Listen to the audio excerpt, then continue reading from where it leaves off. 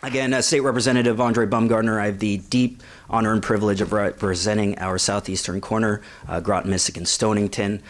My district, also home to Circa, based at Yukon Avery Point, will experience 20-inch sea level rise by 2050. To put that in perspective, that's well over a foot.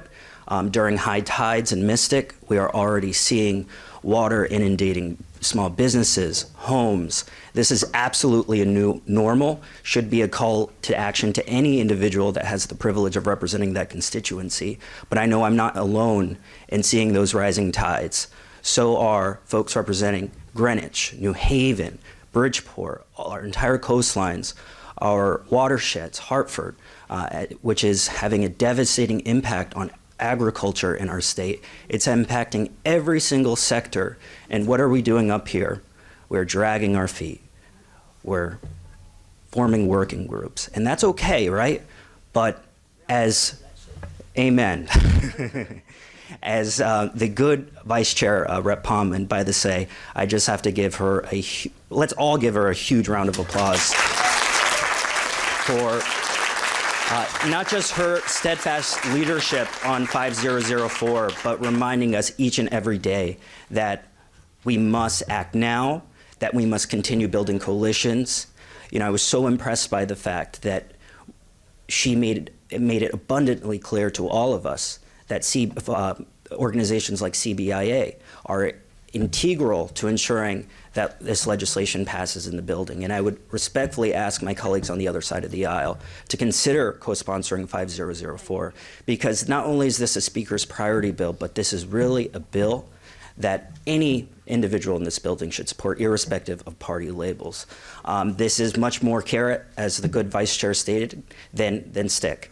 And so, you know, again, we have very little time to solve these critical issues. I also want to put in a plug for two very important bills, one that passed out of Transportation Committee, the other that passed out of the Energy and Technology Committee, of course, in terms of reducing our vehicular emissions. I would just note, I am a firm believer that we need to electrify our entire economy, whether that's our homes, whether that's our transportation sector, which is our largest emitter of emissions in our state. But I should note that that cannot be done at the expense of working class families. And so what we have done in the past few months, I'm a member of the Secretary of the Black and Puerto Rican, I'm the Secretary of the Black and Puerto Rican Caucus, and I've been part of a small group that has been engaging with the governor's office, deep, both leadership teams on both sides of the, with both chambers, about how we can ensure that if we adopt the should we adopt the clean car standards that are set forth by California, that we ensure that electric vehicles and hybrid vehicles are affordable, that charging infrastructure is in place in our environmental justice communities. It cannot be done at the expense of working families. So I just want to make that clear to all, that that is my focus. And as long as I have the privilege of serving in this legislature, we're going to make sure that happens. And most importantly, solar deployment. Would note and should note that we have a great partner in the state of Connecticut, in the Connecticut Green Bank.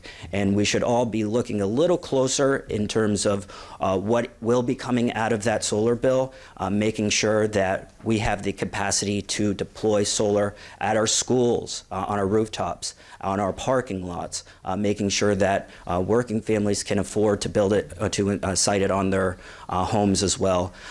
So many of our surrounding states in New England, in New York, are beating us to the punch. What New York has done in particular with the New York Power Authority, I think should be emulated here in the state, and that's certainly a conversation for another day. But I think we're just getting started, and this group behind me is so committed to the environment. They fire me up every day about these issues, and I stand honestly on all of their shoulders. Not one of us have a monopolization on any one of these issues. So to my colleagues, hats off, but we cannot do this without you and the constituents that we serve. So please, please call your legislators. If I know you're probably preaching to the choir here today and the folks behind me, but if your legislator is not in the room, and if you've seen a couple environment committees where it seems like they fight more against the environment than for it, you definitely want to call them and let them know where you stand. If not, there will be consequences this November. Thank you.